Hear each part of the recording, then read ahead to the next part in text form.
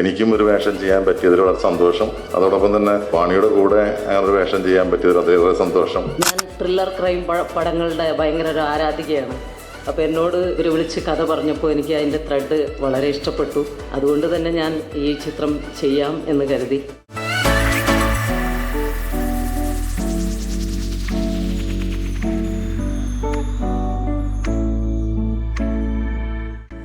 നല്ല ടൈറ്റിൽ കൊള്ളാം. നല്ല ക്രിമിനൽ ലോയർ എന്ന് പറയുന്ന ടൈറ്റിൽ നല്ല രസമുണ്ട്. ടൈറ്റിൽ നല്ല സന്തോഷം പിന്നെ വൈകിട്ട് ഇവിടെ എത്തിയില്ല. എന്ന് വെച്ചാൽ എൻ്റെ പഴയ 2 അഭിനേതാക്കൾ, അത് മാത്രമല്ല ഭാര്യയും ഭർത്താവും രണ്ടുപേരും, ബാബു വാണി, രണ്ടുപേരും എൻ്റെ പടത്തിൽ അഭിനയിച്ചിട്ടുള്ളതാണ്. അവരുടെ സിനിമ എന്ന് അറിഞ്ഞുകൊണ്ട് തന്നെയാണ് ഞാൻ വന്നത് തന്നെ. Let the movie speak for itself. അതാണ് ഏറ്റവും ശരിയായിട്ടുള്ള കാര്യം. നമുക്കിവിടെ പ്രാർത്ഥനയും പ്രതീക്ഷകളും മാത്രമാണ്.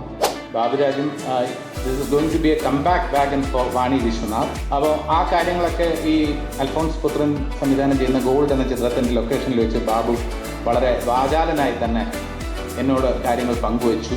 ബാബു വാണി രണ്ടുപേരും ഒന്നിക്കുന്ന ഒരുപാട് സിനിമകൾ ഉണ്ടായിട്ടുണ്ട്. പക്ഷേ അതിനേക്കാൾ ഉപരി അവരുടെ ഒരു ഫെയർ, എനിക്കൊന്ന് വിവാഹത്തിന് ശേഷം ആദ്യം എന്ന് തന്നെ പറയാവുന്ന ഒരു സിനിമയാണ്.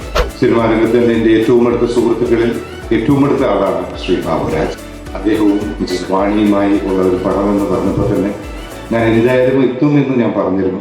എത്താൻ പറ്റി. ഇന്ന് ഈ ക്രിമിനൽ ലോയർ എന്നൊരു സിനിമ തിയേറ്ററിൽ തന്നെ റിലീസാകണം. മാത്രമല്ല ഒരു 100 ദിവസം നമ്മുടെ മുന്നിൽ നിൽക്കുന്ന താരങ്ങൾ ബാബുവായാലും വാണിയായാലും അവരെ തെളിയിച്ചവരാണ്. അവരുടെ ആ ഒരു കരിഷ്മ കൊണ്ട് ഈ സിനിമ തീർച്ചയായിട്ടും നല്ല ഹൈറ്റ്സിലെത്തണം.